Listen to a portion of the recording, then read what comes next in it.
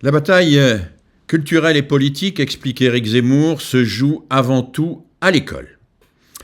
Et bien sûr, quand on lit le programme du Rassemblement national, quand on écoute les récentes déclarations de Jordan Bardella, on s'aperçoit que l'école est un vaste champ de bataille et que le Rassemblement national entend véritablement la mettre au pas.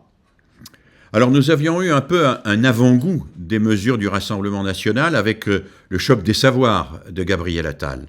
Souvenez-vous, au moment de la présentation par le Premier ministre à l'Assemblée nationale de ces mesures, un député du RN, Jean-Philippe Tanguy, avait déclaré « Avec vous à Matignon, Monsieur Attal, ce ne sont plus simplement nos constats qui s'imposent, mais aussi nos propositions et nos solutions ».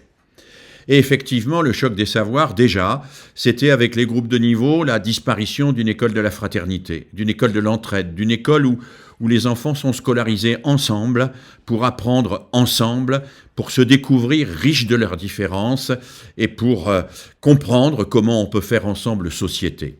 Avec le choc des savoirs, c'était aussi l'apparition de l'uniforme. L'uniforme qui est là pour cacher les inégalités quand on a renoncé à les combattre.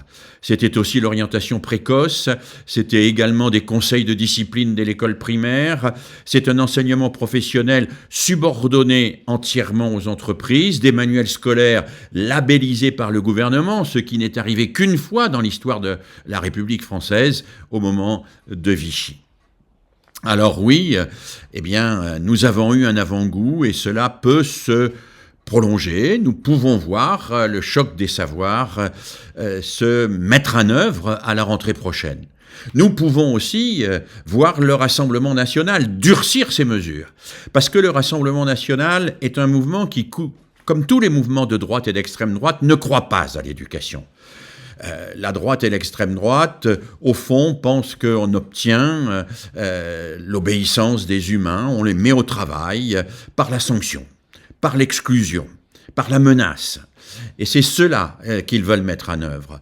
Une école mise au pas, une école du dressage, une école qui ressemble un peu à celle de ces pédagogies noires qu'on trouve dans les dystopies comme Le meilleur des mondes d'Huxley ou 1984 d'Orwell.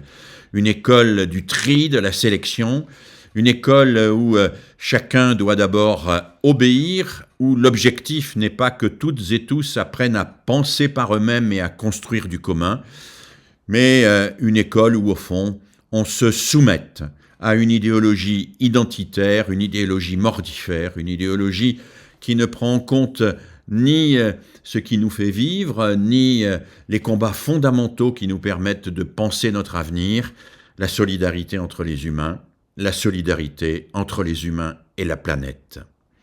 Donc, méfions-nous,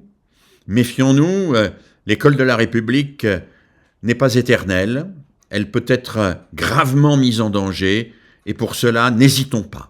Votons pour les candidates et les candidats du Front populaire, du nouveau Front populaire.